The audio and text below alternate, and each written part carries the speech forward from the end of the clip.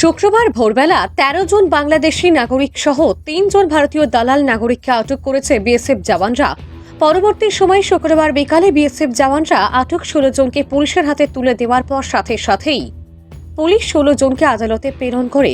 ঘটনা কৈলাসহরে একসাথে ১৩ জন বাংলাদেশের নাগরিক আটক হওয়ায় গোটা ঊনকোটি জেলা সদর কৈলাসহরে তীব্র আতঙ্ক বিরাজ করছে।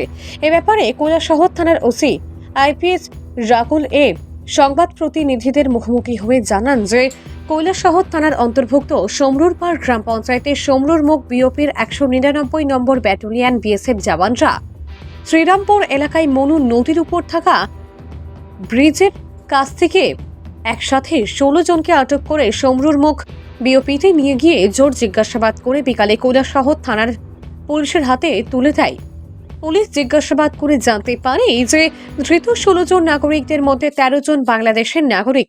১৩ জন বাংলাদেশের নাগরিকদের মধ্যে ১ বছরের এক শিশু এবং ৫ বছরের ৩ কন্যা ও ৯ বছরের এক মেয়ে সহ প্রাপ্তবয়স্ক ৪ জন মহিলা এবং ৪ জন প্রাপ্তবয়স্ক পুরুষ রয়েছে।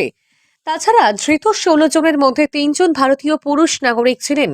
৩ ভারতীয় নাগরিকদের মধ্যে ২ জন ধলাই জেলার মনু ও আমবাসার বাসিন্দা এবং একজন আসাম রাজ্যের শিলচরের বাসিন্দা বলে জানা গেছে।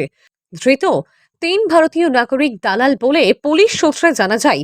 ৩ ভারতীয় নাগরিকদের মাধ্যমেই ১৩ জন বাংলাদেশের নাগরিক অবৈধভাবে কৈলাসহরের সমরুর মুখ এলাকার ভারত বাংলাদেশের আন্তর্জাতিক সীমান্ত দিয়ে ভারতে প্রবেশ করেছে বলেও পুলিশ জানিয়েছে।